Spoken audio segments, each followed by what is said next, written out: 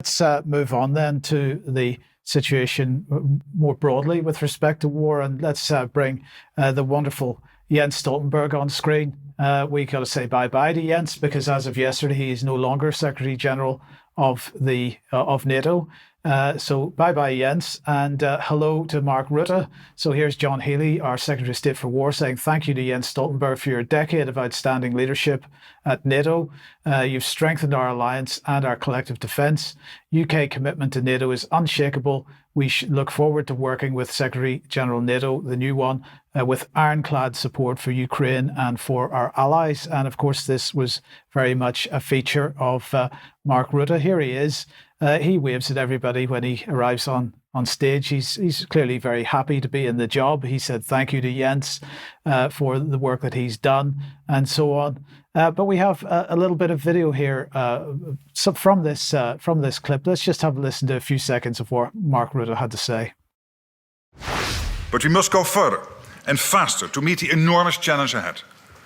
We need more better equipped forces, a more robust transatlantic defense industry, increased defense production capacity, greater investment in innovation, and secure supply chains.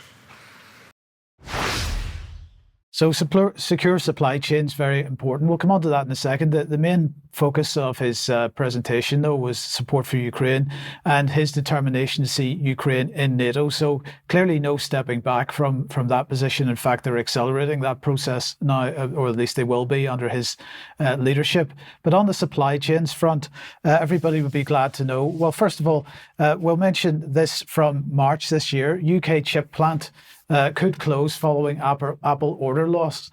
So this is talking about reports in the Daily Telegraph, talking about a factory in the UK run by a company called Coherent, which runs its 29,000 square metre fabrication laboratory in Newton Aycliffe, and this is in Durham. That was at risk of going out of business because of the loss of a big order from Apple. But don't worry, because the UK government, in order to protect supply chains, has decided to buy that plant. And so now the UK is the owner of a semiconductor plant. This is the Ministry of Defence. Jobs in crucial supply chain. The UK defence has been secured after the acquisition of a semiconductor factory by the Ministry of Defence. John Healey was visiting there on Friday. This is the only secure facility in the UK with the skills and capability to manufacture gallium arsenide semiconductors. They're describing this as a strategic investment, and it's going to ensure the facility is capable of producing gallium arsenide semiconductors, as well as more powerful semiconductors in the future, used in a number of military platforms, including to boost fighter jet capabilities. But don't worry, this will underpin future technologies such as artificial intelligence, quantum, and 6G. So they're very excited about that. But in order to keep ramping up the war narrative, we have NORAD here, who were a bit upset with the Russians because they were stalking a Russian bomber a couple of days ago in the Alaska Arctic region. Well, we'll just show the little bit of video here, because unfortunately something happened. So there they are. This is an F-16 that the video is being taken from. And oh dear, I don't know who was driving that, but it was a bit of a near miss, I would have said.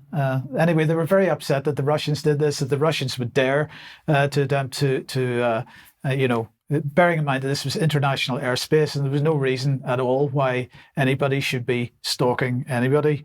The Russians clearly are getting a bit annoyed with it or having fun with it anyway. I don't know what your thoughts are on that. Great flying.